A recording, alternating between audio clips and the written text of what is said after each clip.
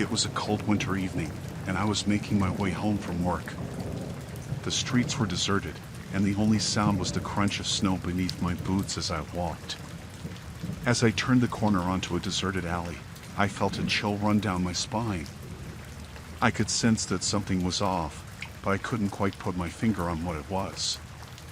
I brushed off the feeling of unease and continued on my way, trying to shake off the sense of foreboding that hung over me like a dark cloud.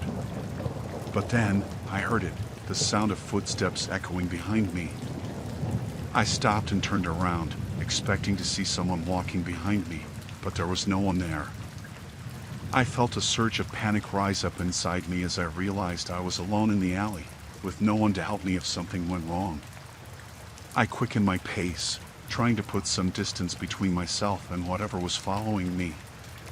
But no matter how fast I walked, the footsteps seemed to keep pace with me, growing louder and louder with each passing moment. I could feel my heart pounding in my chest as I realized that I was being followed by someone with sinister intentions. I tried to tell myself that I was just being paranoid, that there was a rational explanation for the footsteps behind me. But deep down, I knew that wasn't true. I could sense that whoever, or whatever, was following me meant me harm. I glanced around the alley, searching for a way out, but all I could see were towering walls on either side, trapping me in like a rat in a maze. I knew I had to do something, anything, to escape from whoever was following me. I considered yelling for help, but the sound seemed to stick in my throat, choked off by fear.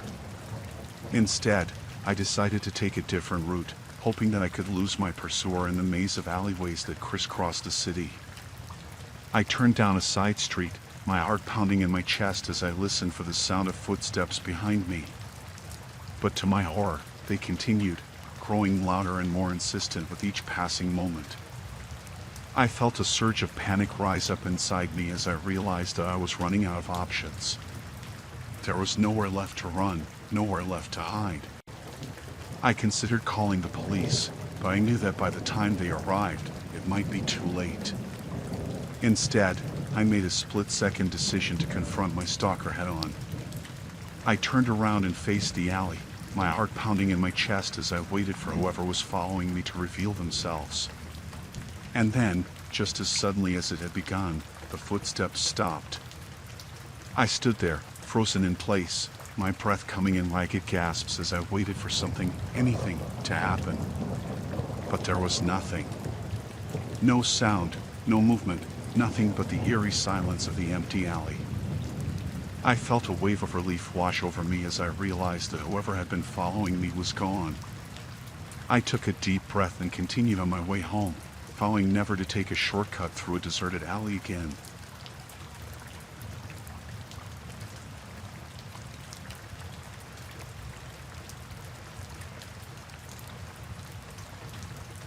It was a cold winter night, and I was home alone, just trying to relax after a long day at work. I was sitting in my living room, watching TV and enjoying the peace and quiet when I heard it, a strange noise coming from downstairs. At first, I tried to ignore it, telling myself it was just the house settling or maybe the wind rattling the windows. But the noise continued, growing louder and more persistent with each passing moment. I couldn't shake the feeling that something was wrong, that there was someone in the house with me. I felt a knot form in my stomach as I considered the possibility of an intruder. I knew I had to investigate, to make sure that my home, my sanctuary, was safe. I took a deep breath and made my way downstairs, trying to keep my footsteps as quiet as possible. As I reached the bottom of the stairs, I heard the noise again, a soft scraping sound, like someone rummaging through my belongings. My heart pounded in my chest as I crept closer, trying to stay hidden from whoever, or whatever, was lurking in the darkness. And then, just as suddenly as it had begun, the noise stopped. I stood there in the darkness, my breath coming in ragged gasps as I strained to hear any sign of movement. But there was nothing. No sound, no movement, nothing but the eerie silence of the empty house. I felt a surge of adrenaline coursing through my veins as I realized that I was now alone in the house. I knew I had to act fast, before whoever, or whatever, was lurking in the darkness had a chance to strike. I took a deep breath and forced myself to move forward, my heart pounding in my chest as I prepared to confront the intruder. And then, just as I reached the doorway to the living room, I saw it, a shadowy figure standing in the darkness, its eyes gleaming with malice as it stared back at me. I froze in place, my blood running cold as I realized that I was face to face with the intruder. I tried to speak, to demand answers, but the words seemed to stick in my throat, choked off by fear. And then, without warning, the figure lunged towards me, its hands reaching out to grab me. I stumbled backwards, my heart racing as I struggled to defend myself against the attacker. But just as suddenly as it had begun, the attack stopped. I stood there in shock, my breath coming in ragged gasps as I tried to process what had just happened. And then, to my horror, I realized that I was now alone. There were more figures lurking in the darkness, their eyes gleaming with malice as they stared back at me. I knew I had to get out of the house, and fast. I turned and ran towards the front door, my heart pounding in my chest as I fumbled with the lock. But just as I reached for the doorknob, I heard a voice behind me, a soft, sinister whisper that sent chills down my spine. I turned around and saw the figure standing in the doorway, blocking my only escape route. I knew I was trapped, with no way out and nowhere left to run. And then, just when all hope seemed lost, I heard the sound of sirens in the distance. The police were on their way. I felt a surge of relief wash over me as I realized that help was finally on the way. I turned back towards the figures in the doorway, my heart pounding in my chest as I prepared to confront them one last time. But to my surprise, they were gone, vanished into thin air as if they had never been there at all. I stood there in shock, trying to process what had just happened. Had it all been just a figment of my imagination? Or had I narrowly escaped a brush with something far more sinister? I may never know the answer, but one thing is for sure, I will never forget the terror of that night, or the feeling of being hunted in my own home.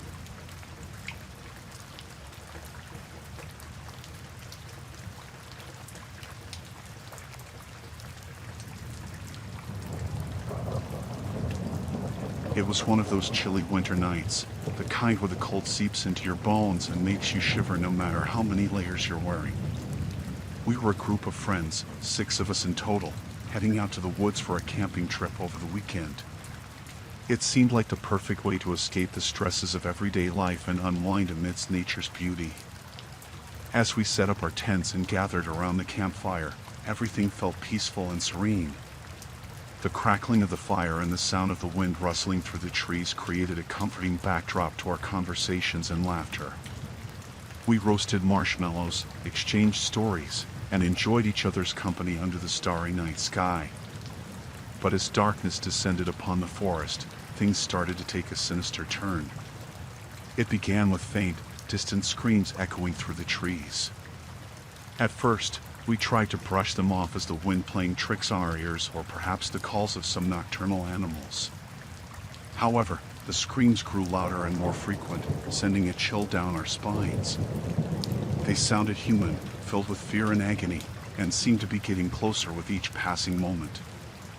We exchanged nervous glances, the jovial atmosphere of our camping trip quickly evaporating into unease. Despite our growing apprehension, we tried to convince ourselves that there must be a rational explanation for the screams. Maybe someone else was camping nearby and needed help, or perhaps it was just a group of rowdy teenagers playing pranks in the woods. But deep down, we all knew that something wasn't right. The screams sounded too raw, too desperate to be anything ordinary. A sense of dread settled over our campsite, casting a shadow over the flickering flames of our fire. As the night wore on, the screams grew louder and more frantic, mingling with the howling of the wind to create an eerie symphony of terror. We huddled closer together, our nerves stretched to the breaking point as we strained our ears for any clue as to what was happening in the darkness beyond our campsite. Suddenly, one of our friends pointed towards the edge of the clearing, her voice trembling with fear. Through the dense thicket of trees, we caught a glimpse of something moving, a shadowy figure darting between the trunks with unnatural speed. Panic surged through our group, and we scrambled to douse the fire and retreat into our tents, hoping to conceal ourselves from whatever lurked in the darkness outside. But even as we huddled together, trying to block out the terrifying sounds of the forest, we knew that we were not safe. The screams grew louder and more frenzied, echoing through the trees like a haunting chorus of the damned. It was as though the very air around us was alive with fear and despair, suffocating us with its oppressive weight. Hours passed in agonizing silence, each minute feeling like an eternity as we waited for dawn to break and release us from the grip of terror. But when morning finally came, it brought no relief, only the grim realization that we were not alone in the wilderness. As we emerged from our tents, bleary-eyed and shaken, we discovered signs of a struggle scattered throughout the campsite: broken branches, trampled undergrowth, and deep gouges in the earth. It was clear that something had been hunting us during the night, lurking in the shadows just beyond the reach of our campfire's light. Terrified and desperate to escape, we packed up our belongings as quickly as we could, casting anxious glances over our shoulders with every rustle of leaves and snap of twigs. We knew that we had to get out of the forest before whatever had been stalking us returned for another hunt. With trembling hands and racing hearts, we stumbled through the underbrush, following the trail back to civilization with a sense of urgency bordering on panic. The screams still echoed in our ears, a haunting reminder of the horrors we had witnessed in the depths of the wilderness. But despite our fear and exhaustion, we pressed on, driven by the primal instinct to survive. And as we finally emerged from the forest, blinking in the harsh light of day, we knew that we had escaped the clutches of whatever malevolent force had been lurking in the darkness.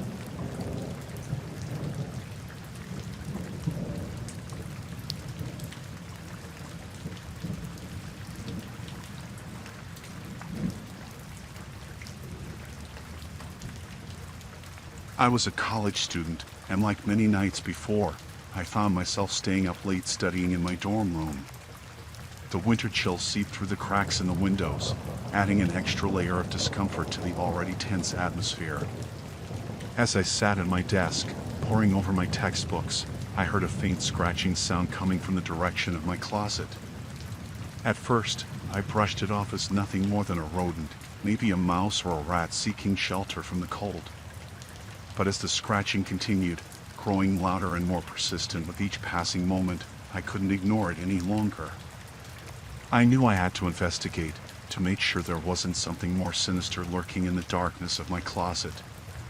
With trembling hands, I approached the closet door and slowly pulled it open, my heart pounding in my chest as I braced myself for what I might find. And then, to my horror, I saw it, a figure crouched in the shadows of the closet, its eyes gleaming with malice as it stared back at me.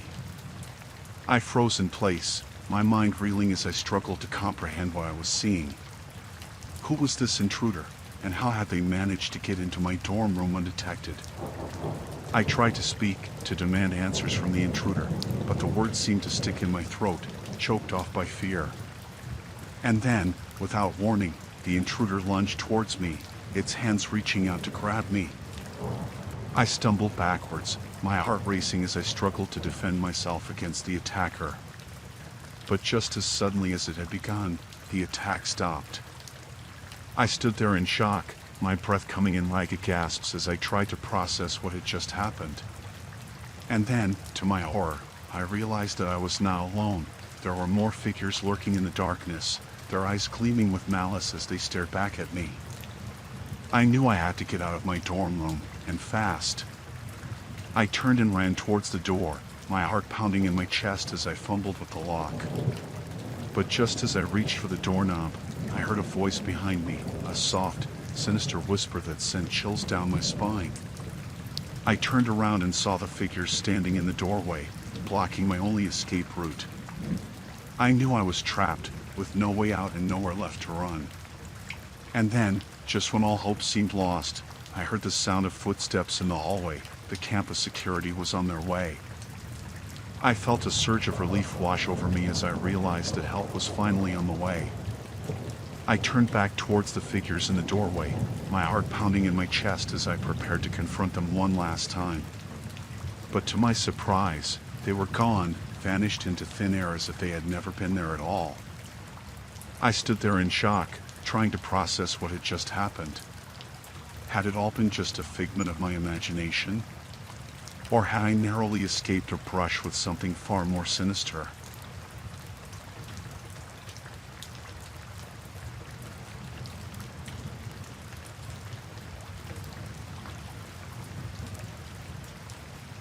It was a freezing winter night, the kind that chills you to the bone the moment you step outside.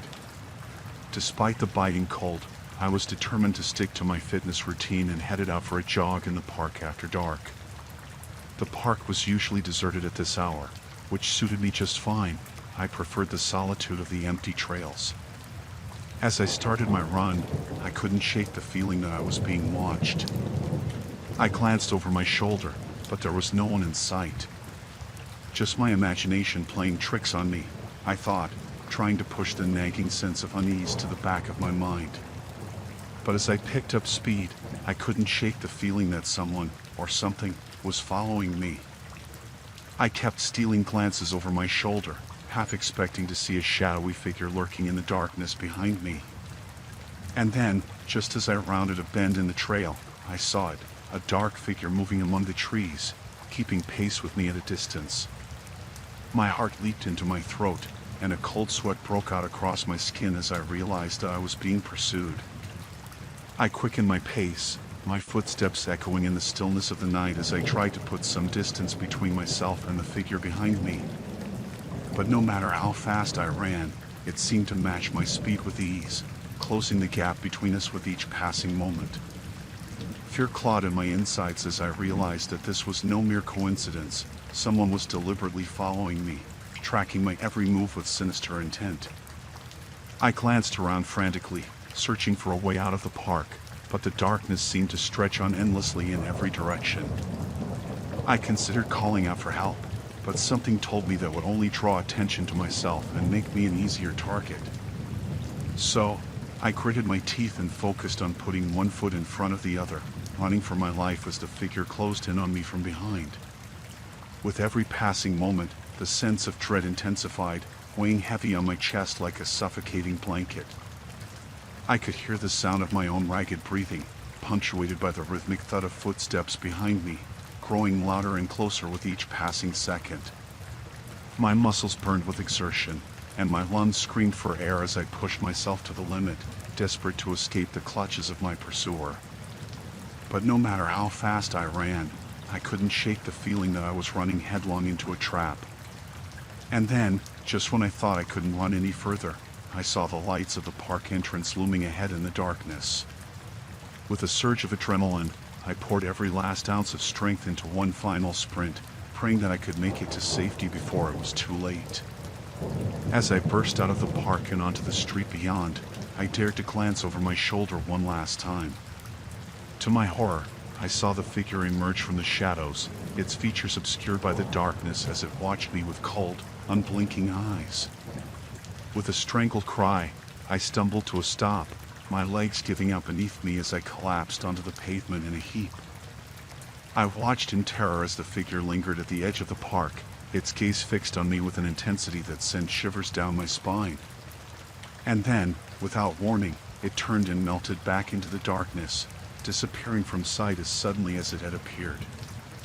I lay there for what felt like an eternity, gasping for breath and trembling uncontrollably as I struggled to comprehend what had just happened. But despite the terror of that night, I knew that I had escaped with my life, battered and bruised, but alive.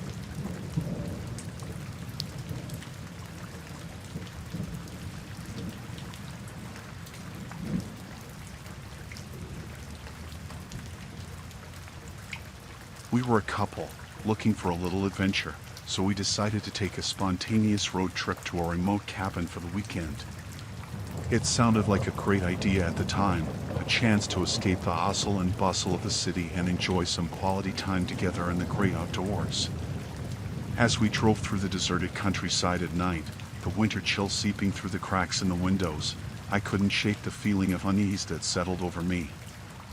The darkness seemed to stretch on forever, the only light coming from the headlights of our car as they cut through the inky blackness. And then, just when we thought things couldn't get any worse, we saw them, a group of figures standing in the middle of the road, blocking our path. My heart pounded in my chest as I realized we were in trouble, trapped in the middle of nowhere with no way to turn back. I tried to remain calm as we approached the strangers, but the looks on their faces sent a chill down my spine. They were hostile, their eyes filled with malice as they glared at us from the darkness. We tried to reason with them, to explain that we were just passing through, but they weren't interested in listening. They seemed intent on causing us harm, their intentions unclear as they surrounded our car, cutting off any chance of escape. Panic set in as we realized the gravity of the situation. We were alone, outnumbered and outmatched, with no one to turn to for help. And then, without warning, they attacked, banging on the windows, trying to force their way into the car. We screamed in terror, desperately trying to defend ourselves against the onslaught. But just when it seemed like all hope was lost, a miracle happened. Headlights appeared in the distance, cutting through the darkness like a beacon of hope. It was another car, coming down the road towards us. With renewed determination, we honked the horn, flashing our lights in a desperate plea for help. And then, to our relief, the strangers scattered, disappearing into the night as if they had never been there at all. We watched in awe as the other car pulled up beside us, the driver asking if we were okay. We nodded, tears of relief streaming down our faces as we realized we had narrowly escaped a brush with something far more sinister than we could have ever imagined. The driver offered to follow us to the nearest town, just to make sure we were safe. We accepted gratefully, clinging to the hope of escaping the nightmare that had engulfed us. As we drove away from the scene, the adrenaline slowly began to fade, replaced by a sense of overwhelming gratitude for our miraculous escape. And as we finally reached the safety of the town, we breathed a sigh of relief, knowing that we had survived against all odds. But even as we settled into the warmth and comfort of the cabin, I couldn't shake the feeling that we had only narrowly escaped the clutches of something far more sinister than we could have ever imagined.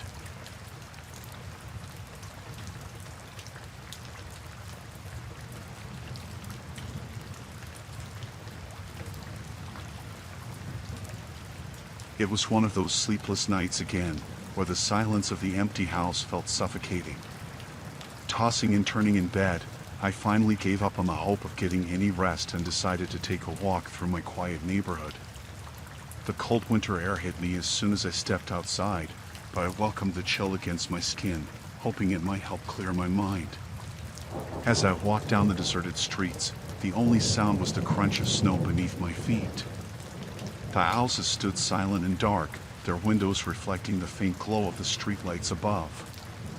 It was eerie, to say the least, but I found solace in the solitude of the night. But as I walked, I couldn't shake the feeling that I was being watched. I glanced over my shoulder, half expecting to see someone lurking in the shadows behind me, but the street was empty. Just my imagination, I told myself, trying to ignore the prickling sensation at the back of my neck. But then, I heard it, the sound of footsteps echoing in the stillness of the night. I froze in place, my heart pounding in my chest as I strained to listen. The footsteps were faint, barely audible over the gentle rustle of the trees, but they were unmistakably there. I turned around slowly, my eyes scanning the darkness behind me. And that's when I saw it, a figure dressed in all black, lurking in the shadows just beyond the reach of the streetlights. My blood ran cold as I watched the figure, paralyzed with fear as it watched me in return. I considered calling out, demanding to know what this person wanted, but something told me that would only escalate the situation. Instead, I did the only thing I could think of. I started walking again, my footsteps quickening with each passing moment as I tried to put some distance between myself and the figure behind me. But no matter how fast I walked, the figure seemed to match my pace effortlessly, always keeping just out of reach. Panic clawed at my insides as I realized that I was being followed, stalked by someone with unknown intentions lurking in the darkness. I tried to convince myself that it was just a coincidence, that maybe this person was just out for a walk like me. But deep down, I knew better. There was something sinister about the way they moved, something predatory in the way they watched me from the shadows. With every passing moment, the fear gnawed at me, threatening to consume me whole. I considered running, but something held me back, some primal instinct telling me that it would only make things worse. So, I forced myself to keep walking, my heart racing as I tried to stay calm and composed. But as the figure continued to shadow me through the deserted streets, I couldn't shake the feeling that I was walking straight into a trap. Every shadow seemed to conceal some new threat, every sound sending a jolt of fear coursing through my veins. I desperately searched for a way out, a path to safety that would lead me away from this nightmare. But no matter which way I turned, the figure was always there, lurking just beyond the edge of my vision, waiting and watching with cold, unblinking eyes. I felt like a trapped animal, cornered with nowhere to run and no one to turn to for help. The weight of the darkness pressed down on me, suffocating me with its oppressive presence as I struggled to keep moving forward. And then, just when I thought I couldn't take another step, I saw the lights of my house looming ahead in the darkness. With a surge of adrenaline, I pushed myself to move faster, my legs burning with exertion as I raced towards the safety of home. As I burst through the front door and slammed it shut behind me, I felt a wave of relief wash over me. I leaned against the door, gasping for breath as I tried to calm my racing heart. I glanced out the window, half expecting to see the figure still lurking in the shadows outside, but there was nothing there. I sank to the floor, trembling with exhaustion and fear as I tried to process what had just happened. It felt like a nightmare, like something out of a horror movie, but I knew that it had been all too real.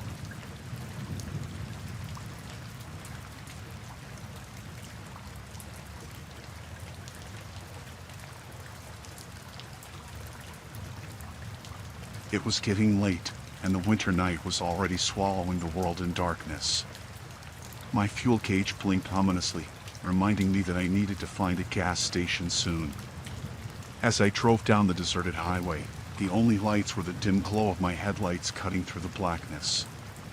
Finally, I spotted a lone gas station on the side of the road, its neon sign flickering weakly in the night. I pulled in, the gravel crunching beneath my tires as I parked next to the empty pumps. The silence was deafening as I stepped out of my car, the cold air biting at my skin. I fumbled with my wallet, pulling out my credit card as I approached the pump. But as I reached for the nozzle, I couldn't shake the feeling that I was being watched. I glanced around nervously, but the gas station was empty, the building looming ominously in the darkness. Shrugging off my unease, I inserted my card and began to pump gas into my car. But out of the corner of my eye, I caught a movement, a figure lurking in the shadows of the gas station, watching me with a predatory gaze. My heart skipped a beat as I realized I wasn't alone. I turned to get a better look, but the figure vanished into the darkness, leaving me alone with my racing thoughts. Was it just my imagination playing tricks on me, or was there really someone out there? I finished pumping gas as quickly as I could, my hands trembling as I replaced the nozzle and hurried back to my car. But as I climbed inside and started the engine, I saw movement in my rearview mirror, the figure lurking just beyond the reach of the gas station's lights. Panic surged through me as I slammed my foot down on the gas pedal, my tires spinning on the gravel as I tore out of the gas station and back onto the highway. I glanced in my mirror, half expecting to see the figure chasing after me, but there was nothing there. I drove for miles, my heart pounding in my chest as I tried to put as much distance between myself and the gas station as possible. But no matter how fast I drove, I couldn't shake the feeling that I was being followed, that the figure was still out there, lurking in the darkness. Finally, I spotted the welcoming glow of a small town up ahead. Relief flooded through me as I pulled into the nearest motel and booked a room for the night. I locked the door behind me, my hands shaking as I tried to calm my racing heart. But as I lay in bed, trying to sleep, the image of the figure lurking in the shadows haunted my thoughts. Who were they, and what did they want with me?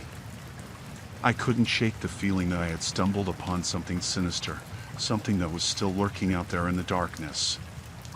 Morning came, and with it, a sense of relief.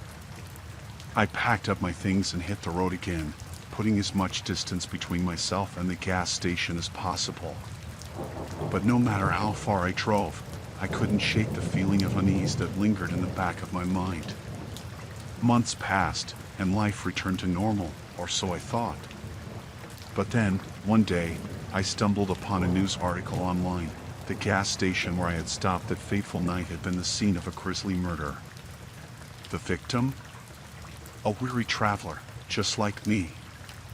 My blood ran cold as I read the details of the case. The victim had been found brutally murdered, her body dumped in a nearby ditch. And the prime suspect? A mysterious figure seen lurking in the shadows of the gas station on the night of the murder. I felt sick to my stomach as I realized that I had narrowly escaped a similar fate. The figure had been watching me, sizing me up as its next victim. But somehow, I had managed to escape with my life, a stroke of luck in the face of unimaginable danger. As I closed the browser window and tried to push the memories of that night out of my mind, I couldn't help but wonder, who was the figure, and why had they targeted me?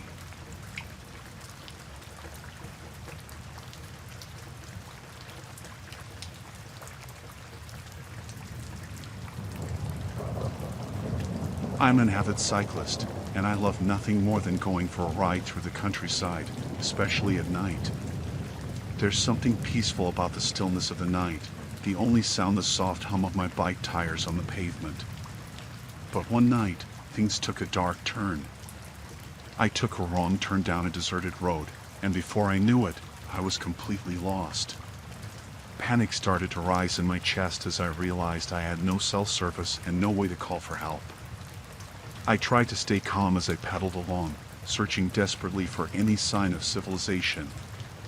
But as the minutes turned into hours, and the darkness seemed to stretch on forever, my fear grew more intense. And then, just when I thought things couldn't get any worse, I heard it, the sound of footsteps behind me, echoing through the darkness. My heart pounded in my chest as I realized I was being followed by someone, or something, in the darkness. I tried to pedal faster, to put some distance between myself and whatever was behind me, but it was no use. The footsteps grew louder, closer, until it felt like they were right on top of me. I risked a glance over my shoulder and felt a chill run down my spine as I saw them, two men, their faces obscured by the darkness, their eyes fixed on me with an intensity that sent shivers down my spine. I tried to scream for help, but no sound escaped my lips as I pedaled faster, my heart racing in my chest. I could feel their presence looming behind me, their breath hot on the back of my neck as they closed in on me. I knew I had to find a way to escape, to outweed my pursuers and make it out of the darkness alive. With every ounce of strength I had left, I pushed myself harder, my muscles burning with exertion as I raced through the night. But just when it seemed like all hope was lost, I saw it, a flicker of light in the distance, a beacon of hope shining through the darkness. With renewed determination, I pedaled towards it, my heart pounding in my chest as I realized I was finally free. As I emerged from the darkness, I saw a small farmhouse up ahead, its windows glowing with warm light. Without hesitation, I raced towards it, my legs pumping with adrenaline as I prayed for safety. I banged on the door, my breath coming in ragged gasps as I begged for help. And to my relief, the door swung open, revealing a kind-faced farmer who welcomed me inside with open arms. I collapsed onto the floor, my body shaking with exhaustion and fear as I recounted my harrowing ordeal. The farmer listened intently, his eyes filled with sympathy as he assured me that I was safe now. As I lay there, surrounded by warmth and comfort, I couldn't shake the feeling of unease that lingered in the back of my mind. I knew that I had narrowly escaped a brush with something far more sinister than I could have ever imagined. But for now, all that mattered was that I was safe, alive, and surrounded by people who cared about me. And as I drifted off to sleep, I knew that I would never forget the terror of that night, or the overwhelming relief of making it out alive.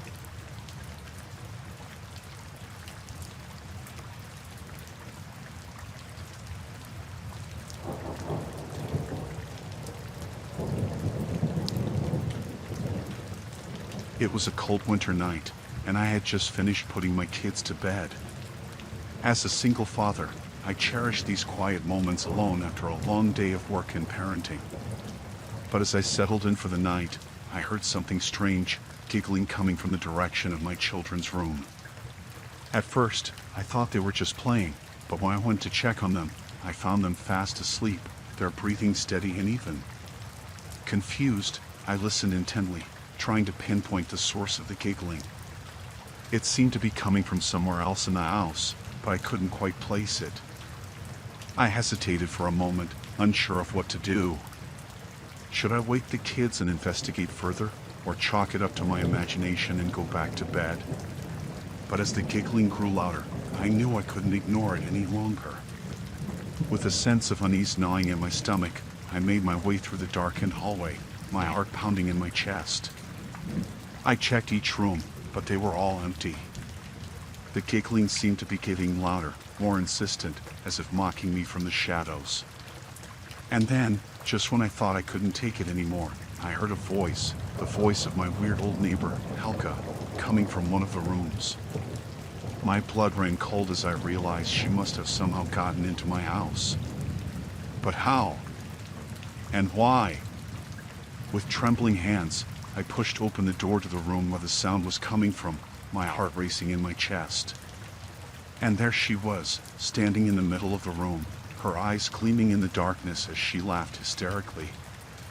I demanded to know what she was doing in my house, but she just laughed harder, her laughter echoing off the walls in a maddening cacophony. I felt a surge of anger and fear wash over me as I realized I was alone in the house with this strange, unpredictable woman. I tried to reason with her, to get her to leave, but she just kept laughing, her laughter growing more maniacal by the second. I knew I had to get my kids out of there, to get them to safety before things got even more out of control. With a sense of urgency, I scooped up my sleeping children and headed for the door, determined to put as much distance between us and Helga as possible. But as I reached for the doorknob, I felt a hand close around my wrist, pulling me back into the room. I turned to see Helga standing behind me, her eyes burning with madness as she grinned at me, her grip like iron. I struggled to break free, to get away from her, but she was surprisingly strong for her age, and I couldn't break her hold. With a sinking feeling in the pit of my stomach, I realized I was trapped, at the mercy of this deranged woman who seemed intent on keeping us there forever. But then, just when I thought all hope was lost, I heard the sound of sirens outside, followed by the voices of police officers calling out my name. Relief washed over me as I realized help had finally arrived, that we were going to make it out of this nightmare alive. With renewed determination, I redoubled my efforts to break free from Helga's grip, and this time, with the help of the police officers, I was able to wrestle free and get my kids to safety. As we emerged from the house, I couldn't help but feel a sense of gratitude for the officers who had come to our rescue, and a deep sense of relief that we were finally safe.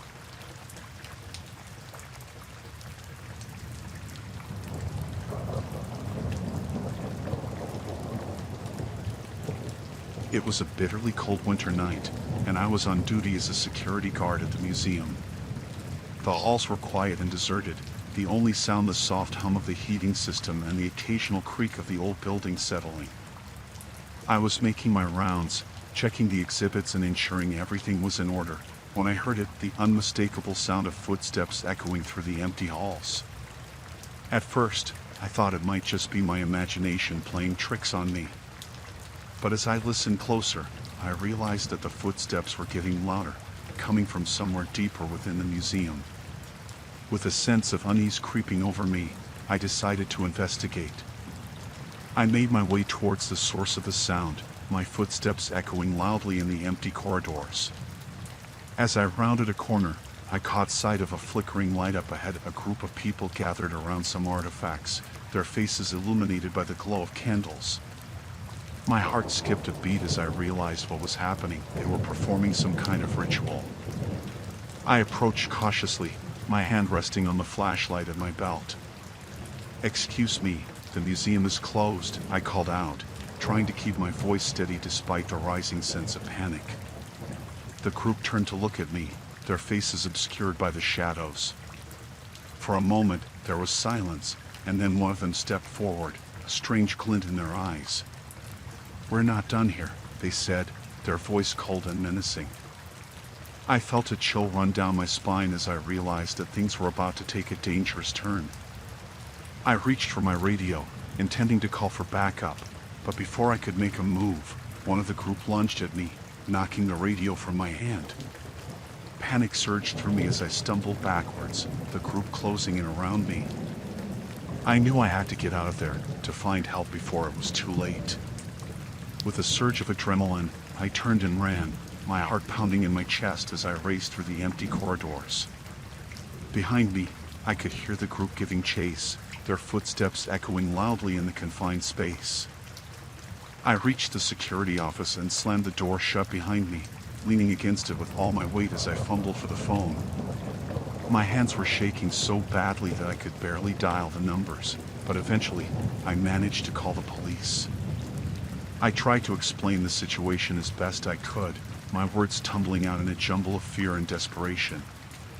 The dispatcher assured me that help was on the way, but in the meantime, I was on my own. I could hear the group outside the door, pounding on it with fists and shouting threats. I knew I couldn't hold them off for long, but I refused to give up without a fight. With a sinking feeling in the pit of my stomach, I realized that I would have to confront them head-on if I wanted to survive. Taking a deep breath, I unlocked the door and stepped out into the hallway, my fists clenched at my sides. The group was waiting for me, their faces twisted with anger and malice. Without a word, they lunged at me, and the fight was on. I fought with everything I had, trading blows with the members of the group as we grappled in the dim light of the museum. It was chaos, a blur of fists and kicks and shouts, and for a moment, I wasn't sure if I would make it out alive. But then, just when it seemed like all hope was lost, I heard the sound of sirens in the distance. The police had arrived, just in the nick of time. With a final burst of energy, I managed to break free from the group's grasp, collapsing to the ground as the police burst into the museum, their guns drawn and ready. The group tried to flee, but the police were too quick for them. They were apprehended before they could get away, their ritual interrupted and their plans foiled.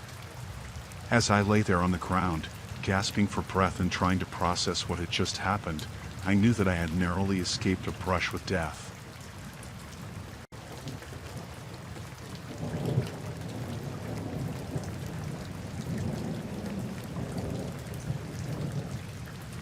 It was a bitterly cold winter night, and I was feeling restless. The idea of taking a dip in the lake seemed like the perfect way to shake off the winter blues. So, without giving it much thought, I slipped out of my house and made my way down to the water's edge. As I approached the lake, I could feel the chill in the air seeping into my bones. But I ignored it, my mind set on the thrill of diving into the icy waters. I hesitated for a moment, peering out across the dark expanse of the lake. The surface was smooth and still, reflecting the moonlight like a sheet of glass. Taking a deep breath, I plunged into the water, the shock of the cold hitting me like a physical blow. I gasped, my breath coming out in clouds of mist as I struggled to keep my head above the surface. But as I swam further out into the lake, I realized that something was wrong. The water felt thicker somehow, heavier, and when I reached out to touch the surface, my hand met with a solid barrier of ice. Panic surged through me as I realized that the lake had frozen over, trapping me beneath the ice. I thrashed and struggled, desperate to find a way out, but it was no use, I was trapped. With a sinking feeling in the pit of my stomach, I turned back towards the shore, my mind racing with fear and uncertainty. But as I approached the edge of the ice, I saw something that made my blood run cold. Standing there, silhouetted against the moonlit sky, were three figures. They were older men, their faces obscured by the shadows, but there was something unmistakably sinister about them. I froze in terror, my heart pounding in my chest as I realized that I was now alone. The men watched me silently, their eyes glinting in the darkness, and I knew that I was in grave danger. I tried to speak, to call out for help, but my voice caught in my throat, choked off by fear. I backed away slowly, my eyes never leaving the men as I searched desperately for a way to escape. But they advanced towards me, their movements slow and deliberate, like predators closing in on their prey. I stumbled backwards, my feet slipping on the icy surface of the lake as I struggled to get away. And then, just when it seemed like all hope was lost, I heard the sound of approaching footsteps. It was the sound of someone coming to my rescue, someone who could help me escape this nightmare. With a surge of relief, I turned and ran towards the sound, my heart pounding in my chest as I raced across the frozen lake.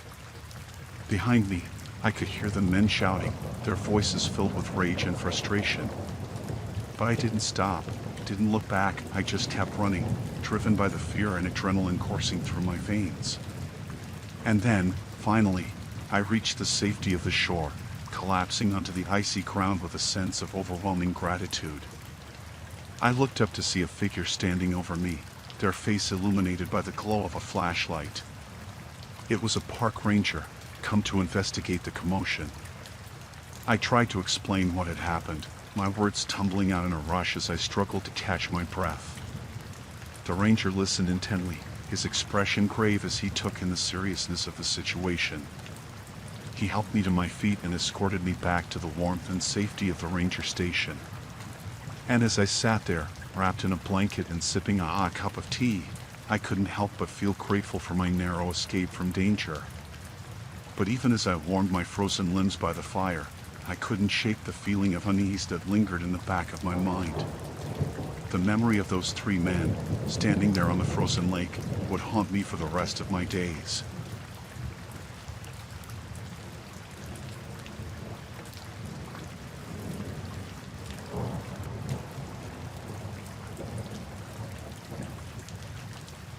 The crackling flames of the campfire cast dancing shadows on the surrounding trees as I sat alone in the winter woods. The air was crisp, and the silence of the night was only broken by the occasional hoot of an owl or the rustling of leaves in the wind. It was peaceful, a perfect escape from the hustle and bustle of everyday life. As I stared into the flickering flames, lost in my thoughts, I heard a faint rustling coming from the bushes nearby. At first, I brushed it off as just the wind or perhaps a small animal foraging for food. But as the rustling grew louder and more persistent, a knot of unease formed in the pit of my stomach. I strained my ears, listening intently for any clue as to what might be causing the noise. But all I could hear was the sound of my own heartbeat pounding in my ears. I glanced around nervously, the darkness of the forest seeming to close in around me. Then, just as suddenly as it had started, the rustling stopped. I let out a shaky breath, chiding myself for letting my imagination get the best of me. I reassured myself that it was just a harmless animal and turned my attention back to the warmth of the campfire. But as I sat there, trying to shake off my unease, I couldn't shake the feeling that I was being watched. Every instinct in my body screamed at me to run, to flee into the safety of the forest. But I forced myself to stay calm, telling myself that I was just being paranoid. Suddenly, the silence was shattered by the unmistakable sound of footsteps crunching through the snow. My heart leaped into my throat as I realized that I was now alone in the woods. Someone, or something, was out there, lurking in the darkness. I reached for the flashlight at my side, my hands trembling as I fumbled with the switch. With a click, the beam of light pierced the darkness, illuminating the trees around me. But there was nothing there, no sign of whoever, or whatever, had been stalking me. I strained my ears, listening for any clue as to where the footsteps might be coming from. But all I could hear was the sound of my own ragged breathing and the pounding of my heart in my chest. Then, just as suddenly as they had started, the footsteps stopped. The silence was deafening, broken only by the crackling of the campfire and the distant hoot of an owl. I felt a chill run down my spine as I realized that whoever, or whatever, had been stalking me was now standing just beyond the reach of the firelight. With a sinking feeling in the pit of my stomach, I reached for the knife I kept tucked in my belt. Gripping it tightly in my hand, I slowly rose to my feet, ready to defend myself against whatever might come. But as I stepped forward, the figure emerged from the darkness, illuminated by the flickering light of the campfire. It was a man, dressed in camouflage and holding a rifle in his hands. His eyes were cold and calculating as they locked onto mine, sending a shiver down my spine. I stumbled backward, my heart pounding in my chest as I realized that I was face to face with a hunter, a predator who saw me as nothing more than prey. I tried to speak, to plead for mercy, but no words would come out. The hunter took a step forward, his gaze never leaving mine as he raised the rifle to his shoulder. I knew that I had to act fast if I wanted to survive, if I wanted to make it out of these woods alive. With a surge of adrenaline, I lunged forward, my knife slashing through the air with all the force I could muster. It connected with the hunter's arm, sending the rifle clattering to the ground as he let out a roar of pain. I didn't hesitate, I turned and ran, my feet pounding against the frozen ground as I sprinted through the trees. Behind me, I could hear the hunter cursing and shouting, his footsteps echoing through the night. I pushed myself harder, driven by fear and desperation as I raced through the darkness. Every shadow seemed to hide another threat, every sound sending a jolt of terror through my veins. But somehow, miraculously, I made it out of the woods alive. I stumbled into the clearing where I had parked my car, gasping for breath as I collapsed onto the frozen ground. As I drove away from that nightmare in the woods, I couldn't shake the feeling of dread that lingered in the back of my mind. The encounter had shaken me to my core, leaving me scarred in ways that I couldn't even begin to comprehend. But as I glanced in the rearview mirror, watching the dark expanse of the forest fade into the distance, I knew one thing for certain: I would never venture into those woods alone again.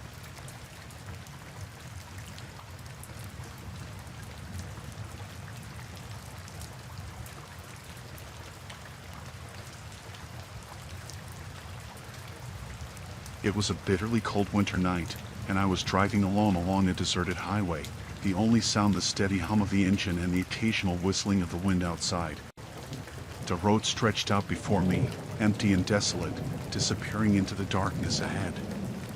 As I drove, my mind wandered, my thoughts drifting aimlessly as I tried to stay focused on the road. But then, out of the corner of my eye, I saw something, a figure standing on the side of the road, their thumbs stuck out in the universal gesture of a hitchhiker in need of a ride. Without really thinking, I pulled over to the side of the road and rolled down the window. The figure approached, stepping out of the shadows and into the dim glow of my headlights. She was a young woman, her face pale and drawn, her eyes wide with desperation. She looked cold and scared, and something about her tugged at my heartstrings. "Are you okay?"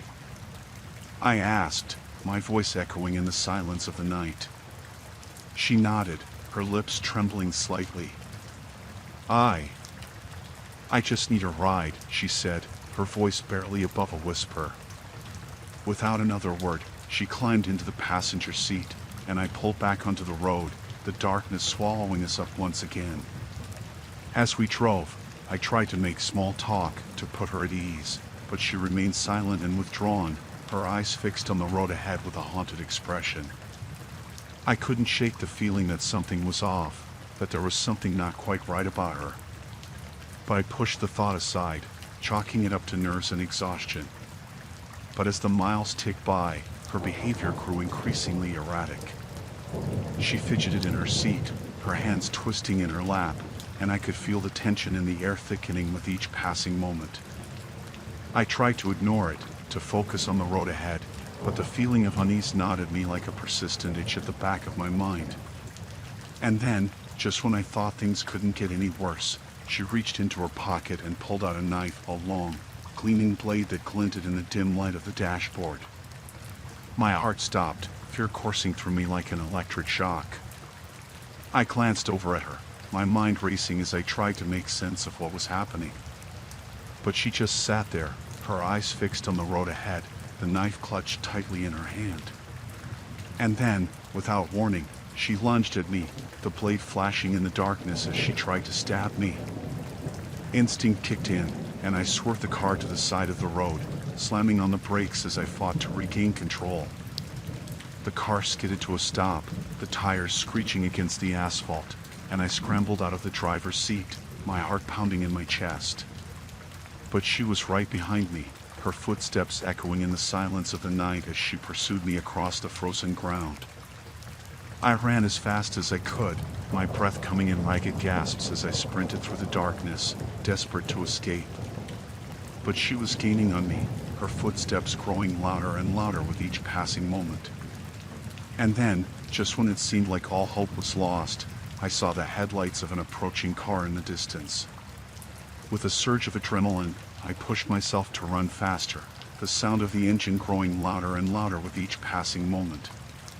And then, finally, I reached the safety of the road, collapsing onto the pavement with a sense of overwhelming relief. The car screeched to a halt beside me, and I looked up to see the driver, a concerned-looking man peering out at me from behind the wheel.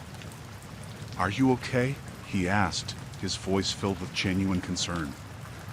I nodded, too shaken to speak. And as he helped me to my feet and ushered me into the safety of his car, I couldn't help but feel grateful for my narrow escape from danger.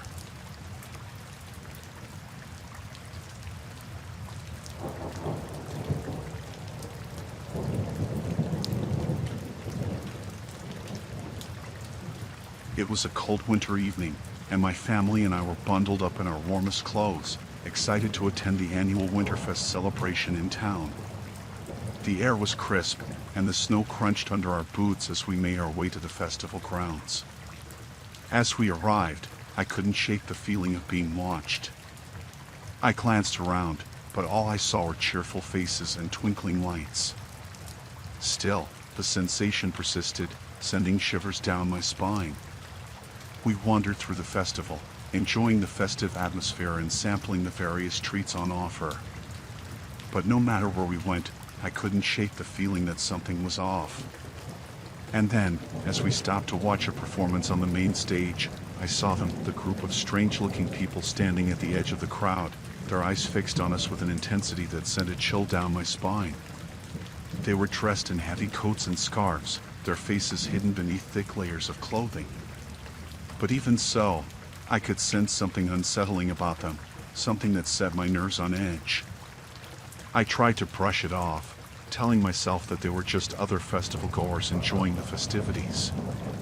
But deep down, I knew there was something more sinister going on. As the evening wore on, the feeling of unease only grew stronger. Everywhere we went, I could feel their eyes on us, watching our every move with a cold, calculating gaze.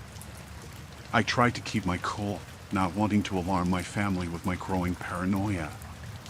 But as we made our way back to our car at the end of the night, I couldn't shake the feeling that we were being followed. I quickened my pace, my heart pounding in my chest as I glanced nervously over my shoulder. And that's when I saw them again, the group of strange-looking people, trailing behind us through the deserted streets. Panic surged through me as I realized we were in danger. Without a word to my family, I broke into a run, desperate to get away from our pursuers. We raced through the darkened streets, the sound of our footsteps echoing in the night as we fled from the unknown threat behind us.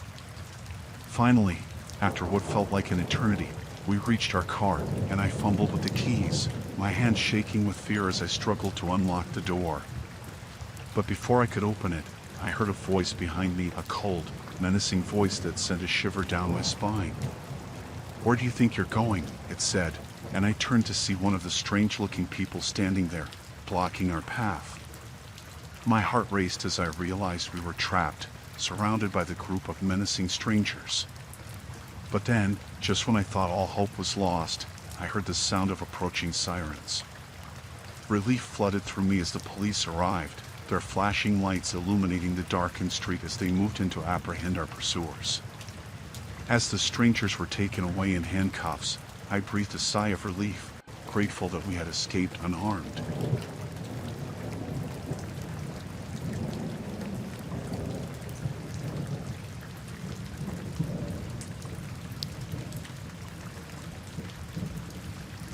It was a cold winter morning, and I had just dropped off my eldest child at school. With my 4-year-old daughter in tow, I decided to take her to the park to enjoy some fresh air and play in the snow. The park was deserted, as expected on a weekday morning, but the crisp air and peaceful surroundings made for a perfect outing. As my daughter giggled and ran around, I couldn't shake the feeling of being watched. I glanced around, but there was no one in sight except for a few distant figures walking their dogs along the snow-covered paths. I tried to brush off the feeling, chalking it up to my imagination running wild. But then, out of the corner of my eye, I caught a glimpse of movement among the trees at the edge of the park. My heart skipped a beat as I saw him, a man standing in the shadows, his eyes fixed on us with an intensity that sent a chill down my spine. He didn't move or say anything, just stood there watching us with an unnerving stillness. Fear prickled at the back of my neck as I realized we were not alone. I called out to my daughter, urging her to come closer to me as I scanned the area for any signs of danger. But the man in the trees didn't move. He just stood there, watching us with those cold, unblinking eyes. I knew we needed to leave, to get away from whoever this man was and whatever his intentions might be.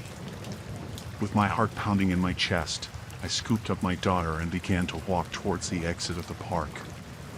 But as we made our way along the deserted paths, I couldn't shake the feeling of being followed. Every rustle of the wind, every creak of a tree branch, sent a jolt of fear through me, and I couldn't shake the feeling that the man from the trees was still watching us, still following our every move. I quickened my pace, my breath coming in short, panic gasps as I tried to keep my daughter close and get us out of there as quickly as possible.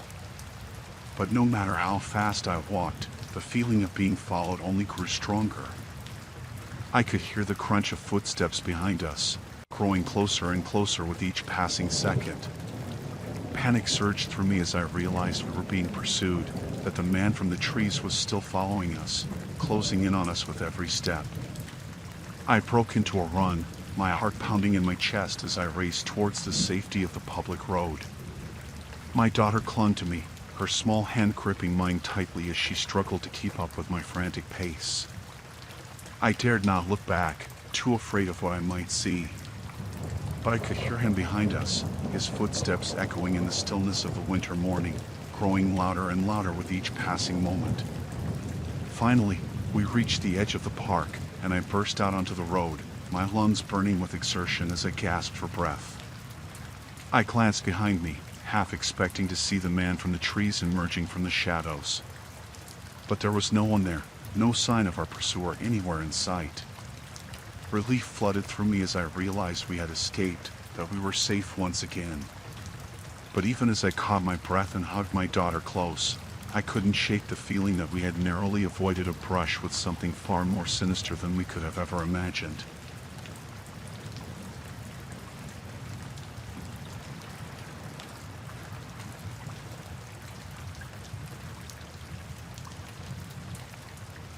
It was a cold winter night, and my family and I were fast asleep in our home. I was awakened by the sound of banging coming from downstairs, as if someone was trying to force their way in. My heart began to race as I realized that we were being targeted by intruders. I quickly woke up my wife and children, whispering urgently for them to stay quiet and stay together. As the banging grew louder, I knew we had to act fast.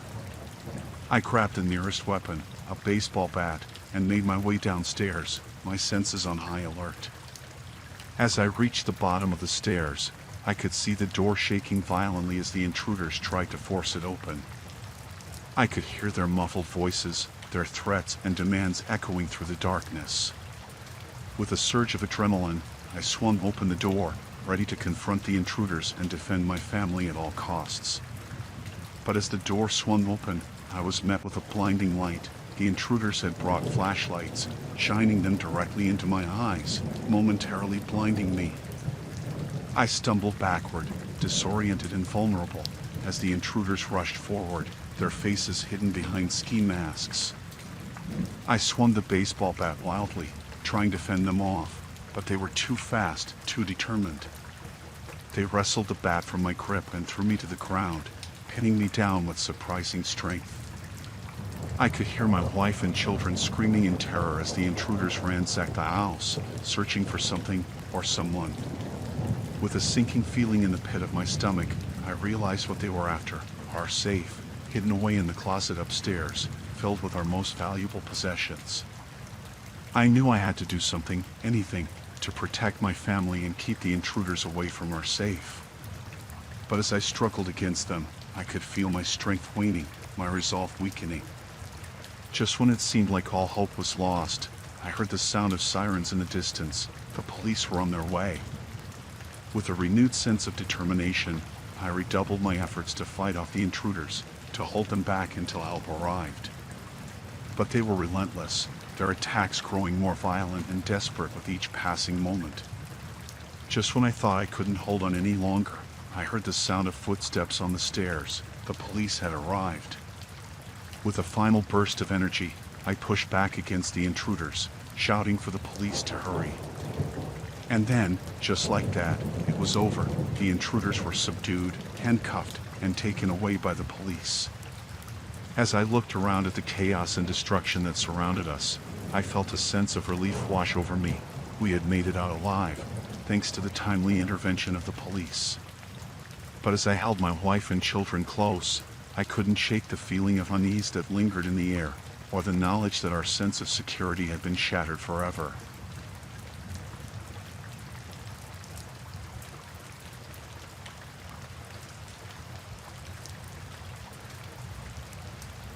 The wind howled outside, sending shivers down my spine as I sat alone in the cozy cabin, surrounded by the warmth of the crackling fireplace. I had come here seeking solitude, hoping to find inspiration for my next novel in the peace and quiet of the mountains. But now, as the snow fell in thick blankets outside, I couldn't shake the feeling of unease that settled over me like a heavy blanket. I glanced out the window, watching as the snow piled up higher and higher, obscuring the world outside in a veil of white. The storm had come on suddenly, cutting off all access to the outside world and leaving me stranded in this remote cabin with no way to escape. I tried to push aside my fears, telling myself that it was just a snowstorm and that help would come soon enough. But deep down, I knew that I was alone, truly alone, with nothing but the howling wind and the creaking of the old cabin to keep me company. As night fell and the temperature dropped, I wrapped myself in a thick blanket and settled down on the couch, hoping to get some rest despite the gnawing sense of dread that lingered in the back of my mind. But no matter how hard I tried, sleep eluded me, and I found myself tossing and turning, my thoughts consumed by the storm raging outside. Suddenly, I heard a noise, a faint scratching coming from somewhere in the cabin. I froze, my heart pounding in my chest as I strained my ears, listening for any clue as to what might be causing the sound. But all I could hear was the wind howling outside and the distant rumble of thunder in the distance. I tried to convince myself that it was just the wind or perhaps a small animal seeking shelter from the storm. But deep down, I knew that wasn't true, that whatever was making that noise was inside the cabin with me. I reached for the flashlight I kept on the coffee table, my hands trembling as I switched it on and slowly made my way through the cabin, searching for the source of the noise. Every creak of the floorboards sent a shiver down my spine, every shadow seeming to hide some unseen threat. Then, just as suddenly as it had started, the scratching stopped. I stood there in the darkness, my heart pounding in my chest as I strained my ears, listening for any clue as to where the noise might have gone. But all I could hear was the sound of my own ragged breathing and the pounding of my heart in my chest. I continued my search, checking every nook and cranny of the cabin for any sign of intruders. But there was nothing, no sign of anyone or anything that could have been making that noise. With a sinking feeling in the pit of my stomach, I realized that I was not alone in the cabin, that there was something out there, lurking in the darkness, watching me with eyes that I could not see. I retreated to the safety of the couch, my mind racing with fear and uncertainty. I tried to convince myself that it was just my imagination running wild, that there was nothing to be afraid of. But deep down, I knew that wasn't true, that there was something sinister lurking in the shadows, waiting for the perfect moment to strike. I huddled under the blanket, clutching the flashlight tightly in my hand as I waited for morning to come. Every sound outside sent a jolt of terror through my veins, every creak of the floorboards making me jump in fear. But as the first light of dawn began to filter through the windows, I breathed a sigh of relief, knowing that I had made it through the night unscathed. I quickly packed my things, eager to leave this cursed cabin behind and return to the safety of civilization. As I stepped outside into the crisp morning air, I glanced back at the cabin one last time, feeling a shiver run down my spine at the thought of what might have been lurking in the darkness. But as I walked away, I promised myself that I would never return, that I would leave this nightmare behind me and never look back.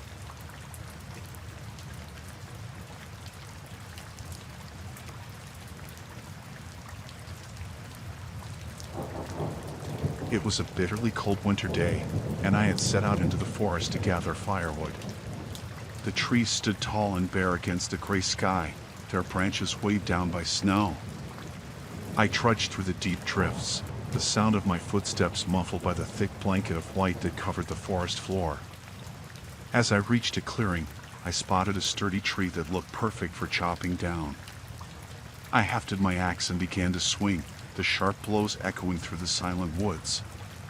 But then, suddenly, a blood-curdling scream shattered the stillness. It cut through the crisp air like a knife, sending a shiver down my spine.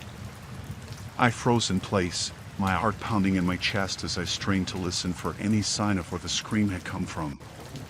But all I could hear was the sound of my own ragged breath and the creaking of the branches in the wind.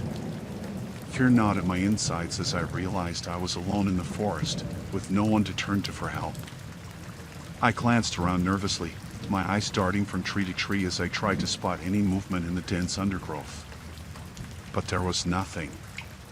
No sign of anyone or anything that could have made that bone-chilling scream. I considered abandoning my task and fleeing back to the safety of my cabin, but the thought of returning empty-handed filled me with dread. I needed that firewood to keep my family warm through the long winter nights.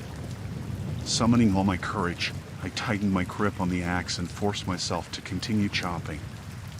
Each blow sent a shiver down my spine, and I couldn't shake the feeling that I was being watched, that something sinister lurked just beyond the edge of my vision. But I pushed the fear aside and focused on the task at hand, determined to finish what I had started and get out of the forest as quickly as possible. As I worked, the sky grew darker, and the temperature dropped even further. The trees seemed to loom closer, their twisted branches casting long shadows that danced in the fading light. And then, just as I was about to fell the last tree, I heard it again, the chilling scream, louder and closer this time, as if it was right on top of me. I dropped the axe and stumbled backward, my heart pounding in my chest as I searched desperately for the source of the sound. But there was nothing there, nothing but the silent, snow-covered forest stretching out before me. Fear gripped me like a vice as I realized I was now alone, that there was something out there in the darkness with me, something dangerous and unknown. I turned and ran, my footsteps crunching in the snow as I sprinted through the forest, my heart hammering in my chest. I didn't stop until I burst out into the clearing where I had left my truck, my breath coming in ragged gasps as I leaned against the cold metal for support. I glanced back at the forest, half expecting to see something emerge from the shadows, but there was nothing there. The woods were silent once again, as if the scream had never happened. Shaken but alive, I climbed into my truck and drove away, leaving the dark, foreboding forest behind me.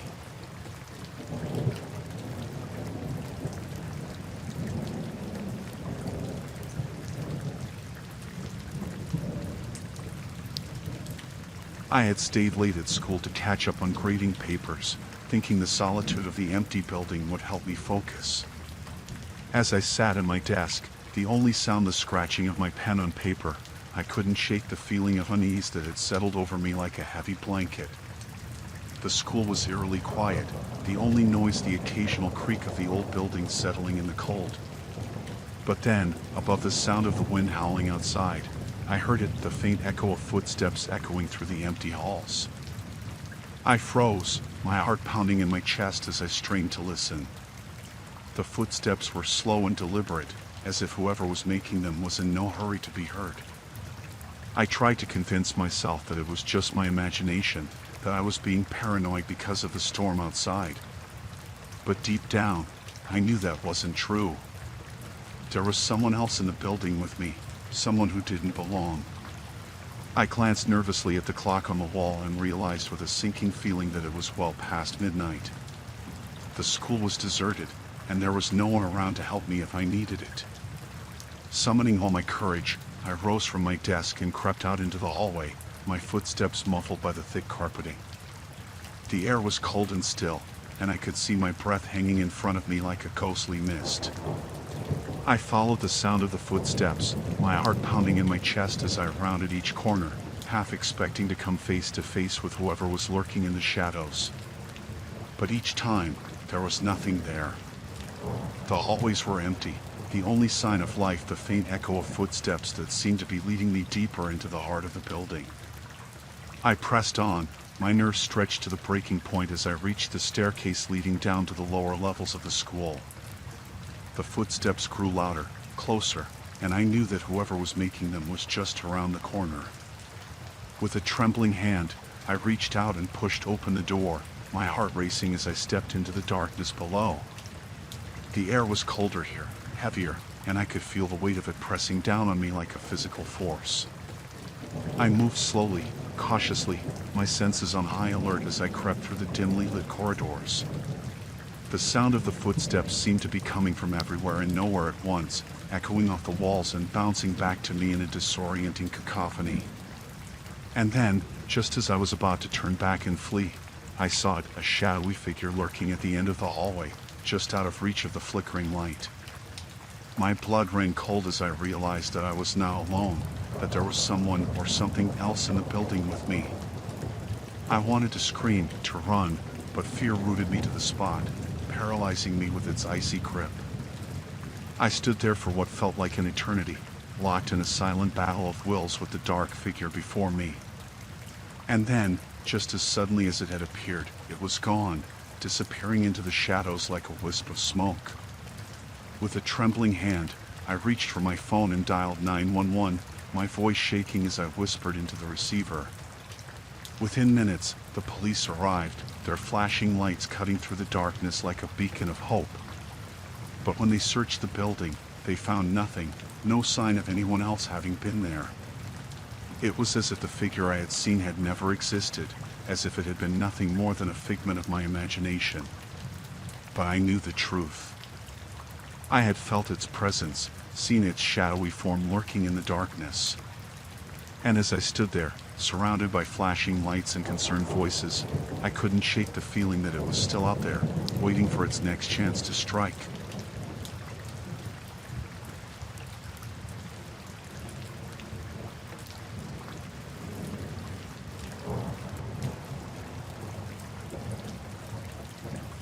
The snow fell relentlessly outside, blanketing the small town in a thick layer of white. I had been at the church for hours, preparing for the Sunday service, when the blizzard hit with unexpected ferocity. With no way to get home, I found myself stranded at the church, alone in the darkness. As the wind howled outside, I lit a few candles and knelt at the altar, praying for deliverance from the storm. But as I closed my eyes and bowed my head in prayer, I heard a sound, a faint whispering coming from the darkness. I froze, my heart pounding in my chest as I strained my ears, listening for any clue as to what might be causing the sound. But all I could hear was the wind howling outside and the distant rumble of thunder in the distance. I tried to convince myself that it was just the wind playing tricks on me, that there was nothing to be afraid of. But deep down, I knew that wasn't true, that there was something sinister lurking in the darkness, waiting to reveal itself. I stood up slowly, my legs trembling beneath me as I peered into the darkness, searching for any sign of movement. And then, just as suddenly as it had started, the whispering stopped, leaving me alone in the silence of the church. I retreated to the safety of the pews, my mind racing with fear and uncertainty. I tried to focus on my prayers, to drown out the fear that threatened to consume me. But no matter how hard I tried, I couldn't shake the feeling that I was being watched, that there was something out there, lurking in the darkness, waiting for the perfect moment to strike.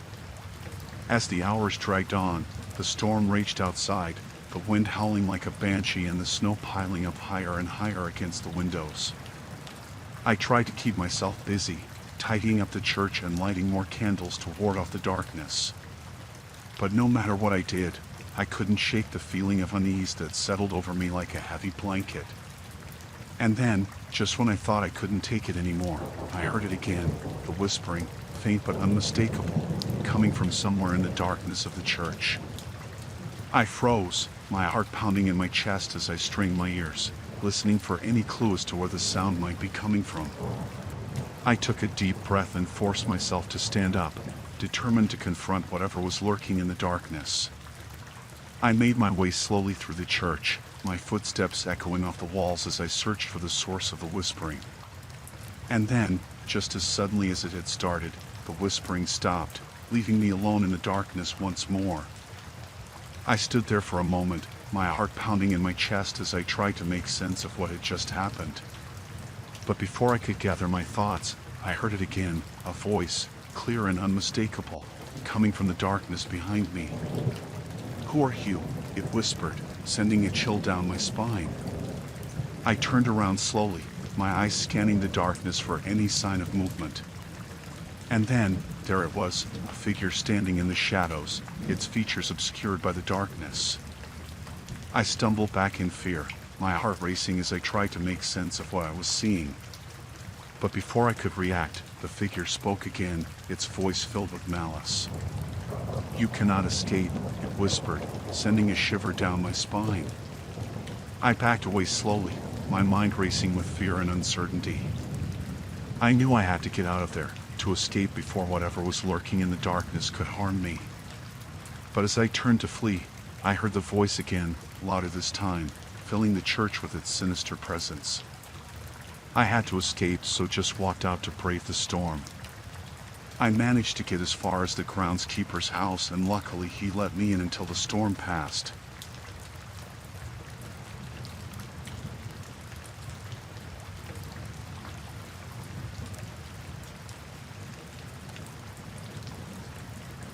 It was a bitterly cold winter day, and I decided to go ice fishing on a frozen river nearby. The ice was thick, and the conditions seemed perfect for a day of fishing. As I drilled my hole in the ice, I heard a voice behind me, a deep, guttural voice that sent chills down my spine. I turned around slowly, my heart pounding in my chest, and saw a man standing there, holding an axe in his hand. My first instinct was to run, but I was frozen in place, unable to move as the man approached me with a menacing grin on his face. He said he wanted to play a game of cat and mouse, where he would hunt me down and I would have to outsmart him to survive. I tried to protest, to reason with him, but he just laughed and raised the axe, swinging it dangerously close to my head. With a surge of adrenaline, I broke free from my paralysis and ran as fast as I could across the ice, slipping and sliding as I tried to put as much distance between myself and the man with the axe. I could hear his heavy footsteps behind me, growing closer with each passing moment. I knew I had to think fast if I wanted to survive. I ducked behind a nearby tree, my breath coming in short, ragged gasps as I tried to catch my breath and come up with a plan. I could hear the man's voice echoing through the forest, taunting me, daring me to come out and face him. But I stayed hidden, waiting for the perfect moment to make my move. After what felt like an eternity, I heard the sound of footsteps moving away from me, growing fainter and fainter until they disappeared altogether. I cautiously emerged from my hiding spot, scanning the area for any sign of the man with the axe. But he was nowhere to be seen. With a sense of relief washing over me, I made my way back to the safety of my car, vowing never to go ice fishing alone again. As I drove home, I couldn't shake the feeling of unease that lingered in the air, or the memory of the man with the axe and the terrifying game he wanted to play. But I was grateful to be alive, and I knew that I would never forget the chilling encounter I had on that frozen river.